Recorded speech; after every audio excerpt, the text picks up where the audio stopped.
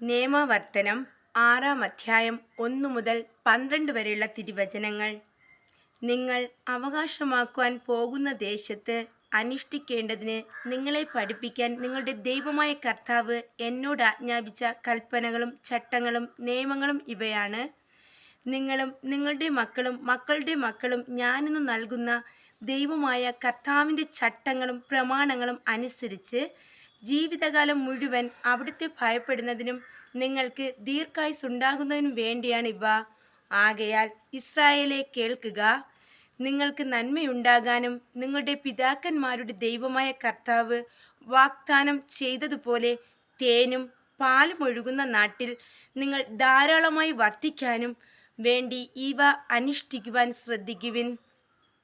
ഇസ്രായേലേ, കേൾക്കുക. നമ്മുടെ ദൈവമായ കർത്താവ് ഒരേ ഒരു കർത്താവാണ്. നിങ്ങളുടെ ദൈവമായ കർത്താവിനെ പൂർണ്ണ ഹൃദയത്തോടും പൂർണ്ണ ആത്മാവോടും പൂർണ്ണ ശക്തിയോടും കൂടെ സ്നേഹിക്കണം.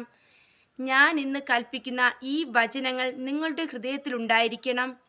ജാഗരൂകതയോടെ അവ നിങ്ങളുടെ മക്കളെ പഠിപ്പിക്കണം. വീട്ടിലിരിക്കുമ്പോഴും യാത്ര ചെയ്യുമ്പോഴും കിടക്കുമ്പോഴും എഴുന്നേൽക്കുമ്പോഴും അവയെപ്പറ്റി സംസാരിക്കണം. അവ കയ്യിൽ ഒരടയാളമായും നെറ്റിത്തടത്തിൽ പട്ടമായും അണിയണം. അവ നിങ്ങളുടെ വീട്ടിൻ്റെ കട്ടളക്കാലിന്മേലും പടിവാതിലിന്മേലും എഴുതണം.